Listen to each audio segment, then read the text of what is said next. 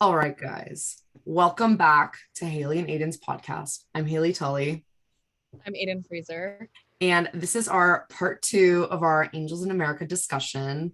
We had some real spicy and amazing questions from Aiden. Thank you. Those were really insightful. I loved our discussion. I Um, I loved it. That was a really good. yeah, they were great. They were really good. So now I have some for you. Um, right off the bat. So I love this play a lot because it focused on a lot of different people, a lot of different things, different. My favorite thing ever, one of my favorite shows is that show This Is Us. Because I remember when it's on I'm like kind of like, oh, it's not like my favorite show, but I think it's like a really, really cool concept because my mom and I like watched it when it like first started. And like the very first episode is all these people, and you have no idea, like it's like this older couple getting ready to have triplets, this woman and her sibling, and then these these like kids or whatever, exist, or this guy going to like find his like long lost son. It's all these different people, and then by the end of the episode you realize, oh shit, like all of their stories are connected. um and that's what Angels in America was kind of like.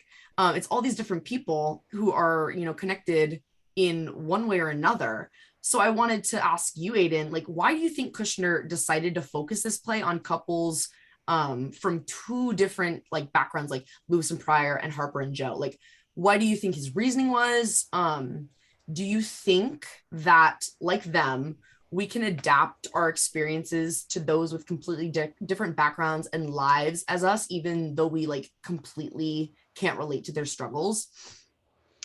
I I think that Kushner decided to use like a juxtaposition of Mhm. couples almost because I think he wanted to kind of give commentary to what the Christian belief of like, or not Christian, more so. I Yeah. would say like the median societal belief, like Hmm. Mormons are the purest of us all and the gays Yeah. sinners of everyone. Mhm. I think that that's what he really wanted to do, that evangelical, and then Yeah. that the people who go completely against the Bible. Yeah. um Especially using angels and Catholic, or not Catholic, but like Christian teachings a lot in his work, especially with like the angel coming to meet Yeah. prior prophet and everything. um but I also really liked how he used Pryor and Harper kind of in a juxtaposition, because it's like Harper and Pryor are both victims. And in a sense, I feel like Harper kind of brought it up, not brought it upon herself, but also Yeah. fed the fire. And Pryor didn't feed the fire. Because I feel like with her, I do believe she could have dealt with her mental issues a completely different way. Of course, Yeah. at the time, there was very limited resources as well as very limited research done on whatever she had. And her ways of coping really put a strain on her marriage. So I feel like, feeding that fire of allowing this addiction to kind of absorb her and consume her day and consume her life on a daily Yeah. basis, was something that I think Kushner really did intentionally. Mhm. Whereas Pryor worked so hard to be who he was and get to where he is, and to the comfort level with his sexuality in society that he's gotten. And then for that sexuality to actually take something from him and Yeah. actually give something that hurts him a lot more than he gave to it, I guess. Like, he didn't feed the fire that's hurting him. The fire's just hurting him. You know Yeah. what I mean? And so I like that he kind of took the people who or how, the median society at the time believed were the sinners, the gays, the Yeah. gay who had AIDS. And he really showed the victimhood of what these people experience, how they experienced it, how much it hurts them, and like, and what, because like, especially in shows like Pose that just came out, that Yeah. the ballroom and the AIDS epidemic in the Yeah. ballroom, and how drag shows and very flamboyant gay culture came to be, really showing commentary on how AIDS affected that facet of society, Yeah. as well as just the average everyday Joe who was just Yeah. trying to make life, worth it. And I really like that Kushner did that. He took someone who we perceive as bad and gave them a very normal, very relatable existence. And then we gave someone who we perceive as so good something that kind of taints that goodness. Yeah. Or something that just it ripples the goodness. It doesn't necessarily taint at all her innocence or her morality as a person, but it kind of it like just adds a little bit of like, why couldn't you get over this addiction or change something that could have benefited another way? Then again, Joe being gay is not her fault at all. Totally. So we could also say that addiction is actually his fault. Like her feeding the fire is actually not her fault. It's more like he's making her feed the fire, or you know, and it's like a whole mess where it's like Lewis leaves her and Joe leaves Harper, or big mess. But I like that Kushner really used each couple to kind of follow the same pattern of what was happening. I think it created that unity between the bad and the good, or that perception of like the opposite ends of the spectrum and how they kind of conjoin with each other. And they can interact in a very like they interact in a very like legible and mature way where it's not like degrading one another. It's like making comedic quips at the republicanism of Joe, or making like, oh, you're gay in like the dream sequence with Harper, and it's like just adding little somethings or other that kind of make it more real, where people would make those quips. They wouldn't necessarily be like hateful. No, totally. Like, you brought that that like conversation between Lewis and Joe, and then between Harper and Pryor, like finding like that kind of like connection across those two, you know, couples is very like, you know, beneficial to understanding like the duality of like their struggles. And then another part is like that one scene where it's like Lewis and Pryor in the hospital, and then it's like one line after the other, it's Lewis and Pryor, and then Harper and like Joe like talking about like her like pill addiction and Mr. Lies and all that stuff. It's like you see these like kind of like two like parallel like relationships that have been going through their own struggles, and there's kind of like, you know, converging at this point and those points in the story, and like understanding that their struggles are pretty similar, and that, you know, you can understand a lot about two different people based upon like how not only they come together in, you know, the play, but also how their like sort of interactions separate mirror each other. So I found that crazy interesting. I really like that because, like I said earlier, I love opposites. It was my honestly my like bread and butter. Like, I just liked it because it was like, what if I heard something that Harper and Joe said, I would like try to see if I could find it somewhere where Lewis and Pryor interact. And you know, you could, if you really looked for it, like something that was like kind of mirroring interactions. And I loved it. It was one of my favorites. That's I loved like that part. Like it was just like, it was not only entertaining, but it was like, it's so cool to think about. And then kind of going off of that, like different experiences, different like time periods. The play covered a lot of like really real topics, like and stories in this time in like the 80s, like, you know, people coming to terms with their sexuality, the AIDS pandemic, being, you know, a Republican and stuff like that. How do you think like actual people living in this time period in the 80s would have reacted to seeing this play? Because like, I know it came out, you know, a decade probably after the heat, like the, you know, really peak of all of these like historical instances were happening. But like, how do you think like Republicans like Reagan and Roy Cohn would have reacted, or like people living or knowing people with AIDS? How do you think they would have reacted to seeing this play?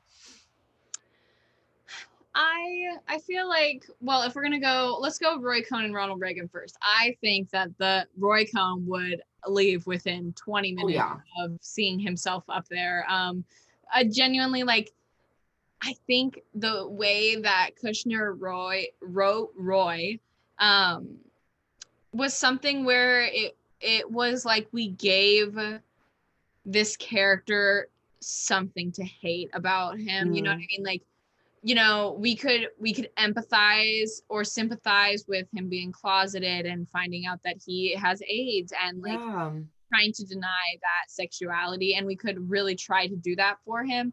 But because how Tony wrote him, like there is that almost predisposed like, oh, this guy's like really gross. But he's a politician, so he was really able to coerce people into believing everything he said or believing things he said. So I feel like the way Tony wrote Roy, I feel like that Roy would flip his lid and completely lose it and be absolutely angry.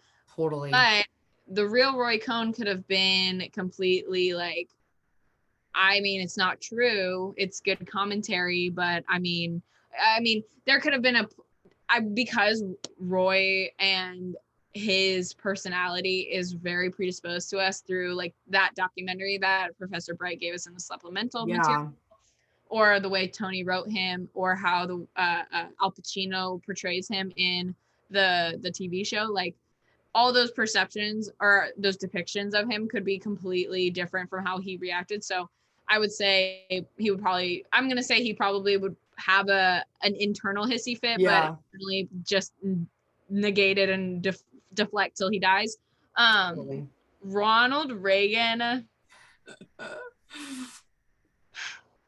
I feel like he tried to make a war on gays as well as like literally. He created a war on drugs, which but like subconsciously was racist, is racist, like has always been racist. And like, and Reaganomics is to keep people of color or just poor people poor and the rich. Like, you know, that man would probably like see this and be like, oh, hell no, I'm about to make a whole shut down on the gays. You know what I mean? That's how Ronald Reagan would react. But I would probably say for like civilians of the time, I'm going to use my grandma as an example because I think she kind of embodies a really interesting perspective of racism and sexism and homophobia of that time. Because my grandma immigrated here from Vietnam. She learned English in the early 40s and 50s and then raised my mom and her siblings in the 80s or something and such.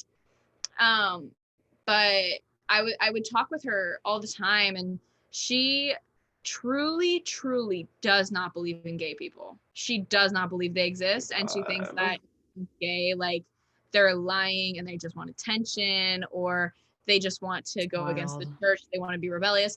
And to an extent, I want to be mad at her for that, but I also am like, that's so unfortunate that you were given that opinion on people you never knew.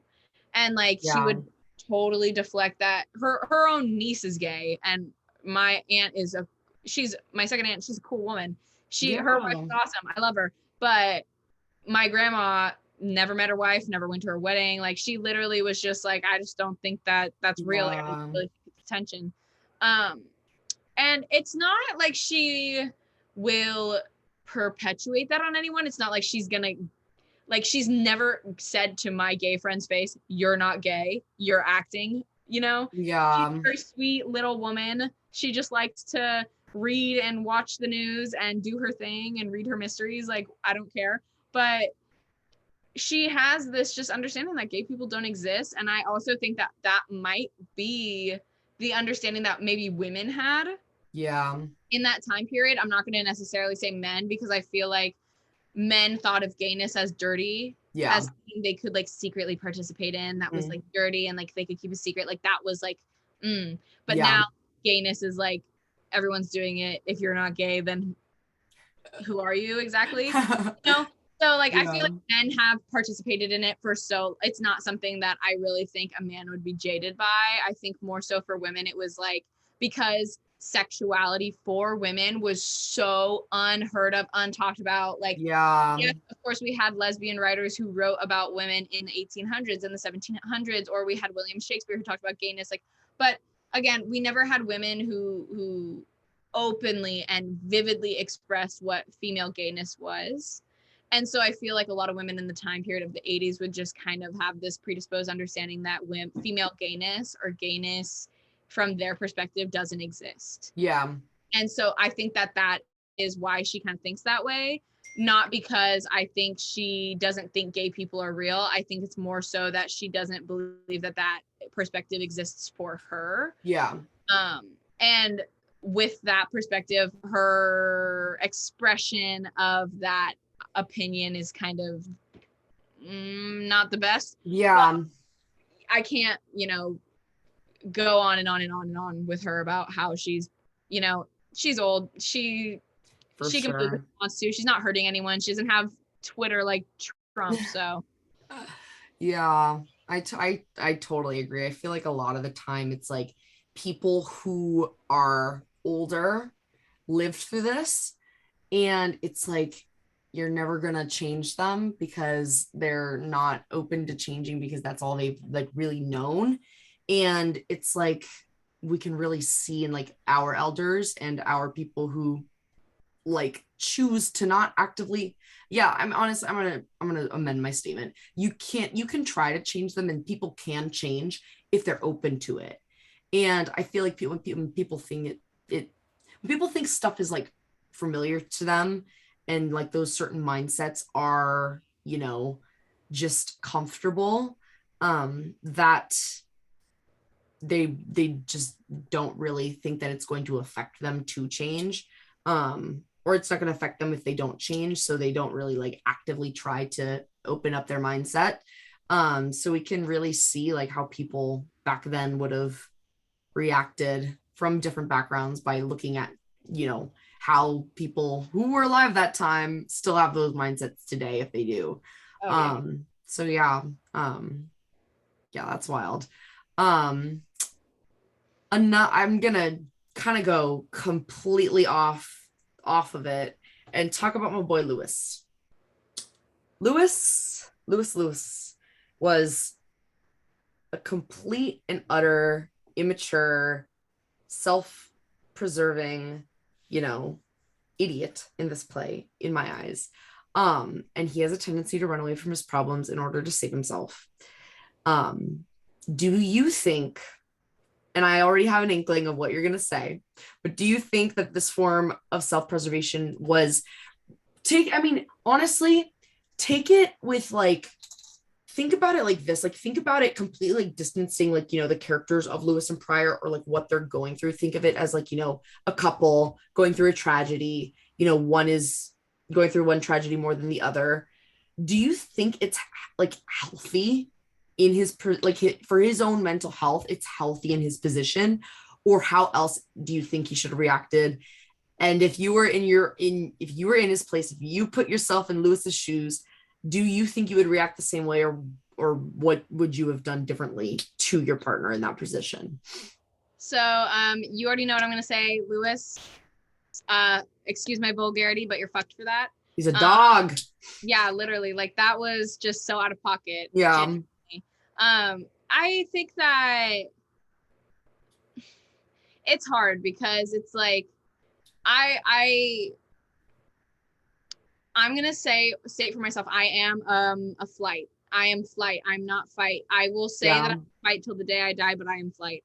And I feel like it's hard to say that. I mean, it's, oh my gosh, like Lewis is completely wrong in the situation. Like he should never have abandoned Pryor like that. Of course I will say that. From my own personal experience, like I do have to say, like, escaping the thing that hurts you most has benefited me. You know what I mean? And it wasn't necessarily like painful for me, more so like physically or just put me in like a really horrible situation physically, but it's almost like that thick rope that bound you to this person has just become a thread with the distance. And so I feel like with Lewis leaving, he wanted that thread to snap and to completely relinquish himself of the responsibilities of taking care of Pryor, because he thought that saving his emotional stability, or preserving that emotional stability while also remembering Pryor at his best, was the most ethical option, which I will never understand. But I if I was in this situation, I mean, I feel like It's hard. I feel like I would probably react in a different way. I mean, I had my grandfather passed when I was like 13, 14. And I remember like the week leading up to the day he had passed, like cause the hospital he was at was only down the street from my school. So I remember the day he went into the hospital, I was at practice and I got a call from my dad. My dad was like, he's in the hospital. And that was the day I actually quit that sport. I literally, because I was spending every day at the hospital like for the next week, and the sport only extended for another couple weeks, so it wasn't even a big deal. But anyway, I am that stick it person where I will be with you till the end. Yeah. But if it's an uncomfortable situation where it's like I'm defending myself in that flight because it's what is best for me and not best for you, Yeah. because you're okay, like I feel like that can be justified. Leaving someone, Totally. you're okay because you're hurting me, like that's not, and it doesn't have to be like abusive, it just like interactions or their lives and the way that they're not paying attention to you, that could hurt you, like, you know what Yeah. I agree. but I would say personally, I would not leave someone who was hurting, but from personal experience, leaving did actually relieve a lot of like Yeah. the pent up angst. I would probably say, to generalize the feeling, just like angst, you For know, you want sure. to just release it, but then in the situation that you're in, it's not like that, quite that easy. But For sure. uh, Yeah. romantically, no. No, for sure. I totally, completely agree. It's like, it's really difficult because self-preservation is a thing that I struggle with a lot. I am like textbook people pleaser. And I never realized this until like about a year ago. And I am very, very, very like the person who bites off more than they can chew in every situation. I take on so much more that I feel I can handle because I think I can, because I want to, be there for people or prove myself or make things easier on people, whatever. And a lot of the time, what makes it easier for me is to forego a lot of the responsibilities that I choose to take on. And, whether it is, I'm proud of it or not, I flake on a lot of things because I can't handle doing a lot. So I definitely kind of related to Lewis in the sense of that, for the betterment of his own, mental health, to remove him from something that's, going to damage his own character. And, he had to save himself. But you don't do that for a person you love in the time that they're dying. Like, you stay with them. Like, you don't completely abandon him like he did. And yeah, like running is a very, easy thing to do. And I, find a lot of comfort in that. But like, there's like a time and a place, Lewis. So I Exactly. feel, yeah. Exactly. And I feel like as well, leaving someone, not necessarily romantically, but leaving a situation for personal betterment Yeah. should always, I feel like that personally, I think that should always be justified, because like you said, I'm a textbook people pleaser, but when I talk to myself, I have to be very selfish, because it's like, Same. because I'm, like I said, I am foolish with love, but I'm also foolish with how much like I give to people of my person, like Yep. how much I invest myself in other people, Yep. um, can kind of backfire on me sometimes. And I think that once you come to the realization that that investment backfired, or that investment is being taken Totally. or Yeah. manipulated, it's like, oh my goodness, what am I doing? I need to go. Yeah. And I actually came to that realization really, really recently, where it was like this person I had been friends with throughout high school. after a lot of thought, because I had like learned that they had been talking and telling people all these things about me, and like then the next day they would come and be my friend, and just it was just like coming to the realization that I invested a lot of my life into this person, and I allowed them to hold a really huge place in my life, even though we weren't really interacting, was just like, oh, a realization that I had let someone take up more of my person than I needed to. But again, like I feel like flying or leaving something that is not detrimental to your person, like a friendship you can leave. I personally think like if it becomes a dangerous friendship, you can leave that easier than that. Sometimes even that's harder than leaving a romantic relationship. But again, you can't always be giving or wanting to give to other people. You can't always be considerate of other people's feelings. What is best for you is best for you. No, totally. I completely agree.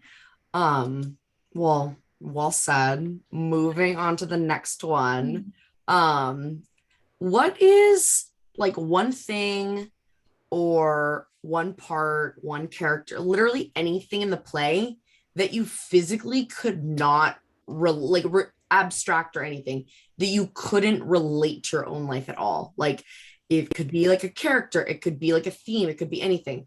And how does that change your perception of the play? Like for me, I really could not relate to like the thick religion of it, and that kind of changes my perception because I can't really understand how a lot of the religious ties to like Mormonism or being like conservative really ate away at like the characters. So how would that specific thing that you can't relate to change your perception? And would you change it even if you can't, like, since you can't understand it? And how would that change affect the play, if that makes sense?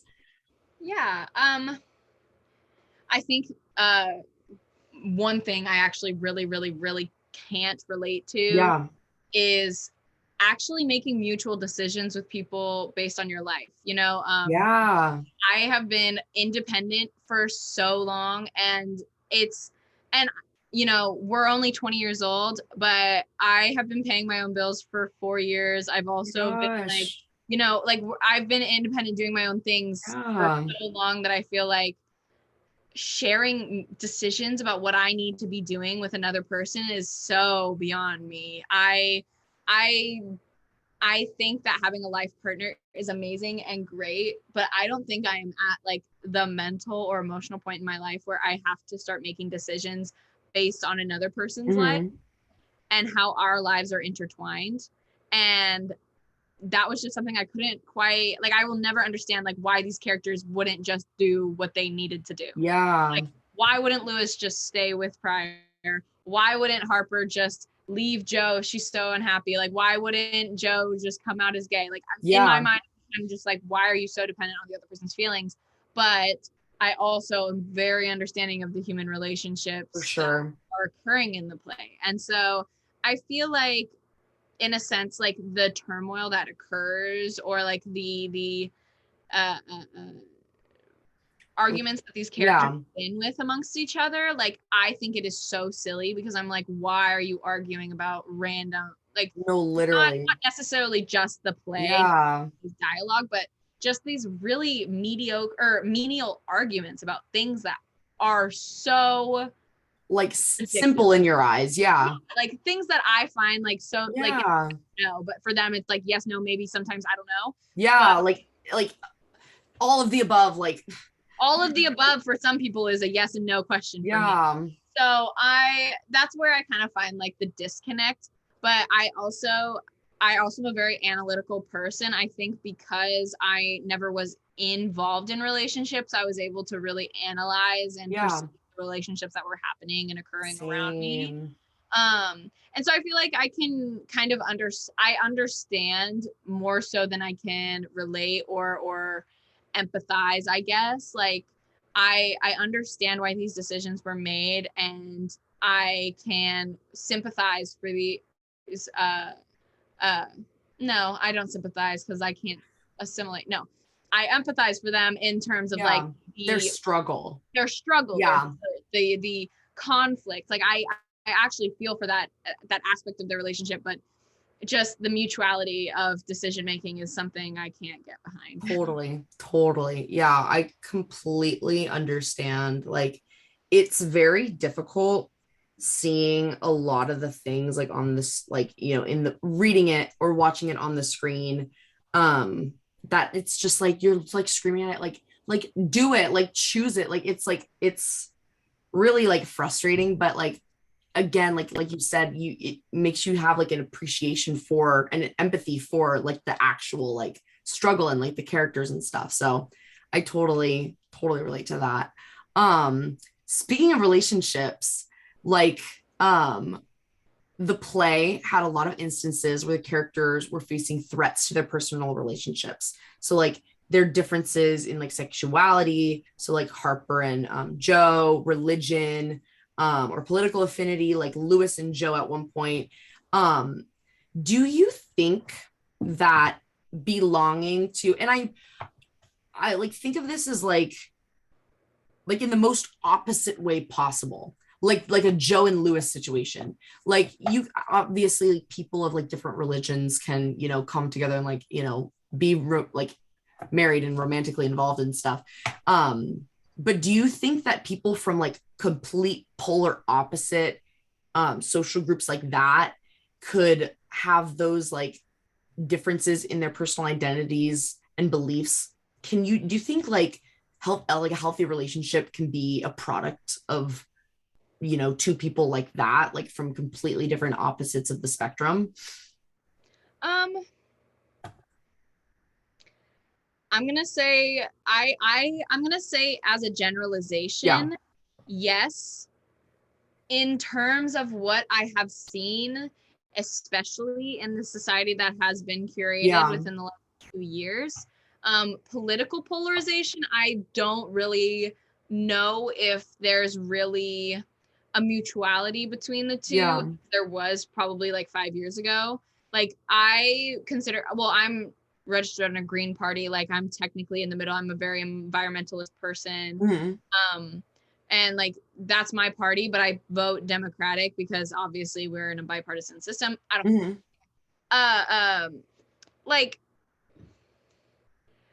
I really think that people who can be mature enough to allow personal opinions aside and let connections and experiences hold true Yeah. to the relationships that they have with people. I think that that's really the most Yeah. important because um, I really made it a goal this last year to have hard conversations and instigate hard conversations with people Yeah. because I feel like as a young woman, people always assume that we are not as intelligent as we really Or are. like really emotional. Or yeah, or like Yeah. we're not we're not Practical. yeah, and we can't Yeah. really articulate what we Yeah. have to say. And so for instance, I work in restaurants, Uh-huh. and I was working at a restaurant. We were closing one night, and I was at the bar doing my closeout as a host, and my bartender comes up to me and he says something, and I just went, "Oh, I hate men." Just like some Yeah. little Yeah. him, the other bartender, and one of our servers got so offended by Bro. by like that one statement, and then they're like, "Oh, I hate women," blah blah, and I was like, "Okay, but that's misogynistic," and they were like, "But what you said," and I was like, I had this whole conversation with them about everything, Yeah. and I really stood my ground, and then at the end of the conversation, after we had finished, they were like, There's "Aedyn, like, you really stood your ground, like you oh, kept good. Oh, calm, yeah. you were mature." Like they were even commenting about how close they were to actually overreacting and getting mad and screaming and crying, and like Yeah. how I kept it calm. And I was like, well, that's like the conversations you guys should be having with people. You guys are grown adults. You Literally. guys are getting angry at a 19-year-old because she's telling you that you're doing something wrong. Like in my mind, I was like, this is why I instigate these conversations, because you guys are grown men and you're literally reacting to me like I'm Mm. offending you on a personal level. Like I'm Yeah. like attacking a specific Oh, thing about her. literally. Yeah. And so I think that the maturity, I think, again, people who instigate or people who have these conversations are really going to drive like how a relationship can develop, because like I said, those guys that I had that talk with, one of them is literally making me his new kid's grandmother or godmother. Love it. God. Oh my God. That's so cool. He and I really became really close, and he was like my brother. Yeah. And it's like he understood my beliefs, and he really respected how I treated his opinions and his beliefs. Yeah. And so I think when we as a society really question why we can't have these hard conversations, it's because we don't enter these conversations. True. And we don't exist in these conversations with a stability and level-headedness. And yes, I was emotional the entire time I was having this conversation with them, but I didn't let them see that, because I didn't want them to think that I was offended, or that I was trying to, or that I was trying to react in a specific way. For sure. And I think it will always take time for people to kind of get used to these conversations. But again, conversations about just where you can find a neutrality between the opposition is where you find the most peace. Yeah. That's a really like, I thought you were gonna say like he like blew up and was like, like what, that's like, or like he didn't like change his like perception of like after that conversation too. Like we started the conversation at 10 p.m. and we ended at like 12:30. Oh my God. Insane. Like that's wild. Just long conversation. Yeah. I think it was also really beneficial to me, because it also like they were asking me questions about like social, like I said something, I was like, men can never be oppressed because men created oppression. Like there's no such way a man could feel, a white man specifically could feel oppressed in a society like they have for sure for us. Sure. And so, you know, in saying that and really elaborating on it, where we didn't attack each other or come into personal matters. Like there was never a point where we actually were like, oh, I think this way because like I've seen these people do this and they're close to me. Yeah. And it's like blah, blah, blah. Like we didn't use like faulty information or stupid. Well, I kind of shut down a couple of those comments, but you know what I mean? Like, yeah. Just like we kept it really, really surface level. There wasn't personality. For sure. Which is where I think that neutrality was really easy to find. For sure. That's like a really like best case scenario, I would say. Very best case, because you will not. Yeah. I have had so many people. My dad is a hardcore Trumpy Republican. Oh gosh.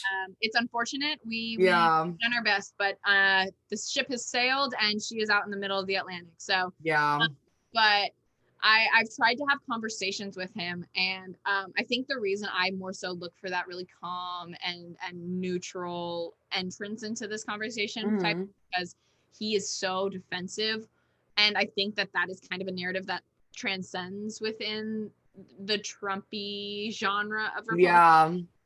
That there is like a personal attack embedded in the questioning of their political leader or their political figure. Totally.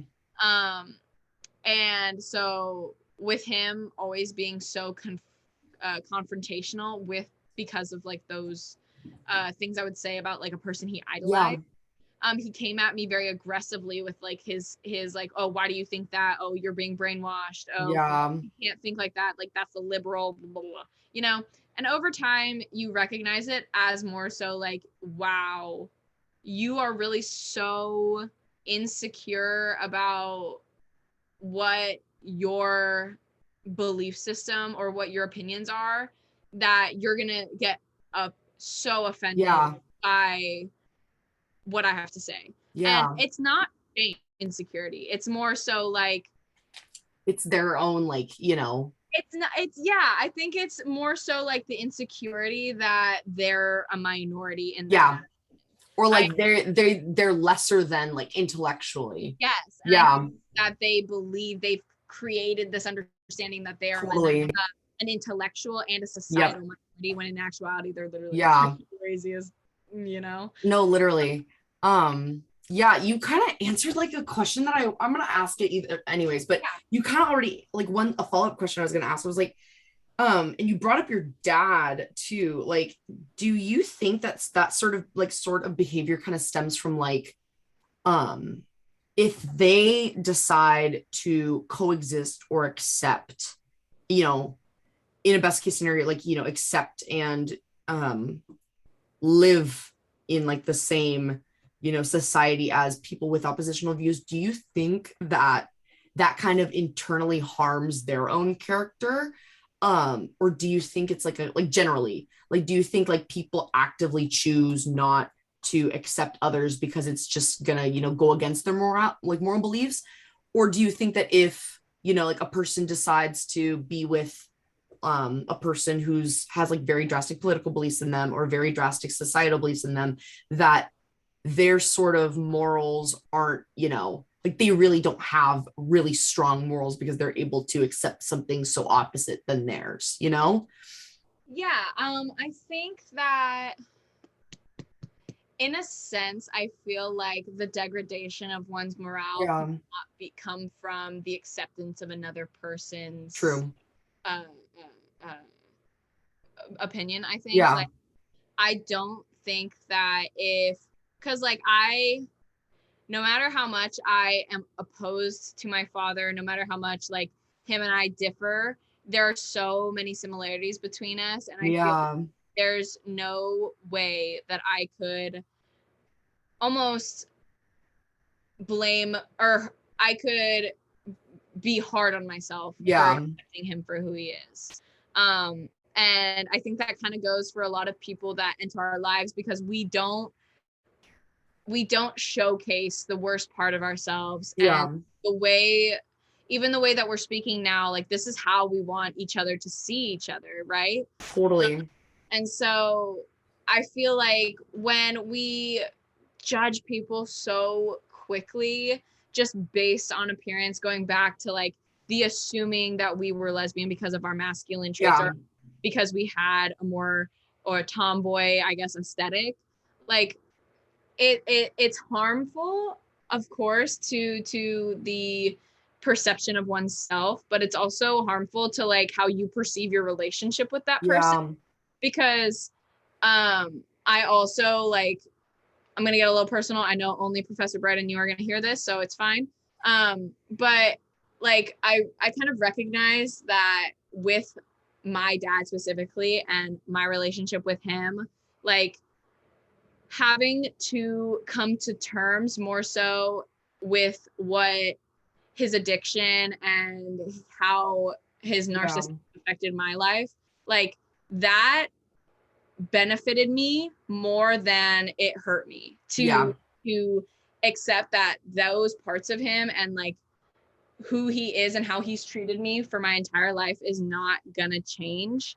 um I've tried for years and it's hasn't gotten any better, which is fine, but there's not like a it's not like an aggressive relationship between us. yeah, Very, very neutral. It's very, very like, hey, how are you every other day or something, yeah, right?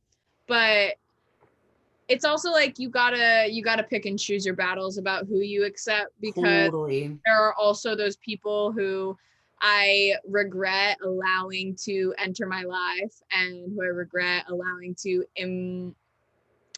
alter my life in the way they have. Yeah, So I think like at a certain point there's acceptance because there's no way to change, like with me and my dad, but there's also acceptance without knowing, which is where we kind of find the most hurt. yeah, Because if we enter a relationship and we invest a lot of ourselves in them and then allow like a specific opinion or like something that's not physical affect yeah, the relationship, um I don't know. It's very give and take, I guess. for sure. No, yeah.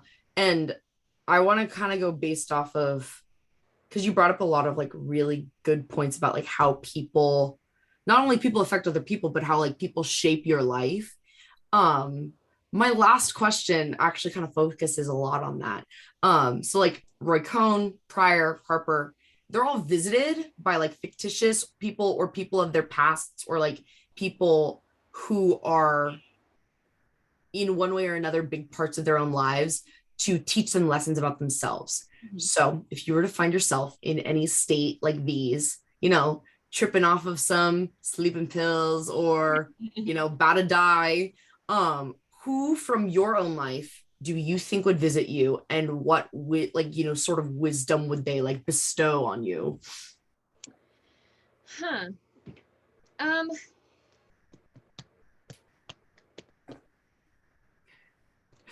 That's very, very interesting because I don't know if it would be like a familial person who would visit me more so. Yeah, like with prior. If it was someone of like my choosing, let's say, like, because I can't really think of someone who was like so impacted my life that they are gonna visit me when.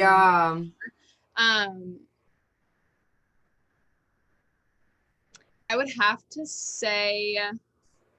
Sorry, it's like a real like. It is a little hard, but I know who I want to say. I think, and this is gonna kind of sound stupid, and I don't care. Danny DeVito. I love that man so much. Because I started to fall in love with this man as like a joke. You know what I mean? It was like someone had called me Danny DeVito because I was short and I had dark hair. I had a dark bob at the time because I was in a play. And I was like, oh my God, that's actually hilarious. So I dressed up as him for Halloween the next year. And it was like the most iconic thing. I love it. And he's kind of been like my person ever since. But I love Danny DeVito because I'm a film and theater and literature and like literally words and meanings and images. Give me a piece of paper and I can tell you what it means. Or like, love, like, yes. Oh my God, why is someone FaceTiming me? No. Anyway, oh my God. Please, no, please come back, please. Aedyn! Oh my gosh, oh my goodness. Let me pause. This person. I'm gonna pause it. Technical difficulties, we're back. Difficulties, but we're back. To start back where we were talking, Danny DeVito would because that's what I was saying. Danny DeVito, he would visit me. Because like I also was reading a lot about like how much of a humanitarian he was, especially a lot of people know, but like especially on this set and the production of Matilda, the little girl who was playing Matilda, her mom had cancer during the filming. Danny DeVito let her stay at his house. He was directing the entire movie. Yeah. He took care of her while her mother was sick, and before she passed away, like he got like an early release of the film to her, like and these very like you never hear a bad thing about this man. And also the fact that like he was kind of perceived as like this joke almost in Hollywood because of his height, and he really transcended that type of mediocrity between height and like how you're supposed to advance in your career. Like he started with one, or not started, but like The One Who Flew Over the Cuckoo's Nest, like that was like one of the pivotal roles where you see who Danny DeVito really was, and like how he like controlled himself as an actor. And I really, really loved that. And then especially with like his work in, most notably, like What's Always Sunny in Philadelphia, like that is one of the funniest shows I've ever watched. I'm the trash man. I'm the trash man. Jungle Juice. I love it. I love it. It's such a good show. And I just think that like Danny DeVito also has kind of created like this, he didn't even do it. Like the internet. It's like a cult following. This Danny DeVito obsession that the internet just created without his consent and without him doing anything. Like they literally just love him. And I think that kind of just tells you like who he is. Like he created a cult for himself, like Shrek did. Shrek's a fictional character. Totally. Oh my God. Like, he kind of reminds me that not being the generic type of look is okay. Being short and a little chubby is cool, and you can a little silly. And a little silly, like a little fat and sassy is never bad. I love it. So I think that would be like the person I would totally choose to visit me in a time that I would need. I love that. I love that. That's really like, that's honestly like, I expected like, honestly, like because when I thought of it, I thought of like, someone giving me like some like crazy wisdom and like, telling me everything was going to be okay, when honestly it's just as simple as that. And that kind of made me change like who I thought like I was going to put like, um I was thinking like, about like my own response, and I was thinking like, maybe like, because like my entire life I've been like, sort of shut down for how like loud and how like, cra- crazy I am. And I would like think of like, anybody to tell me like, that being who you are is okay. When honestly, like I find the world as, a big old joke. I feel like a lot of it is just, we take a lot of things way too seriously. We literally Exactly. don't let loose enough. Um, and I would probably choose in that sense my 10th or 11th grade history teacher. His name was Mr. Anderson. He was my US history teacher. And he literally would, I also picked this for like my man of magnitude because he was awesome. But like, he literally would like, for like US history, we learned a lot about generations, like the baby boomers, Gen X, Gen Yeah. Z, millennial, all that. And for each one, we would learn a song and then a movie from every time period. And that's how he taught. And he took like the craziest things like 9/11 and compared it to like Nirvana, or like, things in like, Gen X. And we watched Ferris Bueller's Day Off. And it's like he took life as like such a, very optimistic way, and allowed us to like learn about the entirety of like life, and like, even like the crazy stuff through like the good. And I feel like he would probably come to me and like tell me, how to do shit like that, because I'm all about that. I love things like that. But Yeah. yeah. Also, I feel like the only reason I choose Danny DeVito is because I had to choose a person. But Yeah. I feel like a lot of what we learn about ourselves Yep. and what we decide to do with ourselves for our lives is obviously decided by us. And I recently kind of came to like this not this understanding, but kind of entering this thinking process where it's like life is so disposable, and we treat it like Totally. it isn't. We treat it like it isn't, but it is. Yep. And I think that that's why I am kind of like chuck it in the fuck it bucket, because Period. you have to, like, Yup. like I want to take these chances. I want to do these things. Like I just changed my Yup. major from the major that I wanted to do that I thought I could find a career in. I was like, screw that. The world's ending. Let's go this way. True, true. And I also, with our generation, I don't know if you kind of get this. I am always called like uh, um where you're always negative, I A guess, or pessimist. pessimist more so, or like Debbie Downer. yeah, someone like that. Like I was always called like pessimistic and things like that, but my explanation was like literally I was born a year after a national Yep. tragedy, and my life has always been bombarded, our lives especially like with All of media this. Yeah. has been bombarded with just absolute worldwide shit Chaos. our Yeah. entire life. And I don't think like we were 10 years old and being threatened with like an apocalypse No, literally. and all these things. And so when people say that to me, I just get really angry, because it's like I have been given so many bad cards and I have not been played a fair deck like you guys have. Like you Yup. guys have gotten a full hand and I've gotten like two jokers and probably Yup. an 8. You know what I mean? Like I just I get I understand that we should go about life like we are delicate.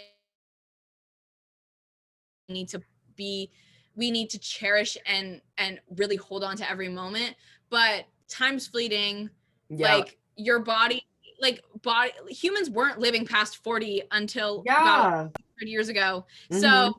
these people telling me to like take it slow and just be careful and do this, Totally. like no, live fast, die young, bad girls do it well. The people Love. in the 1800s were dying at 40. Like come on, humans dying at like 20, like shoot. Yeah, and humans were not meant to exist beyond 50, 60. Like if a human can't move, that's when their life should have ended before that. You know what I mean? Like, and with all the medical advancements, especially, like, I'm not even gonna get into it, but it's like I feel like humans need to just exist. Just exist. Society has created standards that are non-existent and that we should not have to abide by or have to feed into because it doesn't benefit us unless there's like an absolute need. And it's like, why have we created a society where people are so dependent on other people?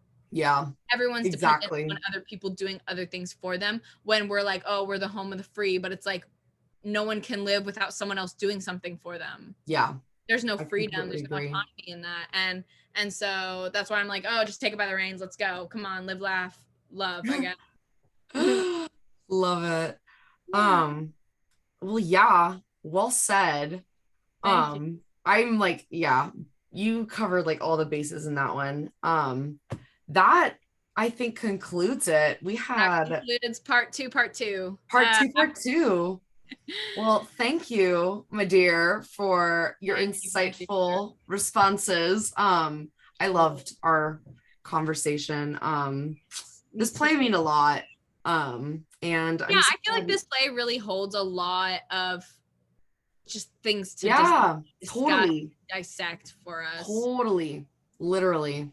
Yeah. Well, thank you for listening, Professor Bright. Thank you. Bye. And yeah, that's it.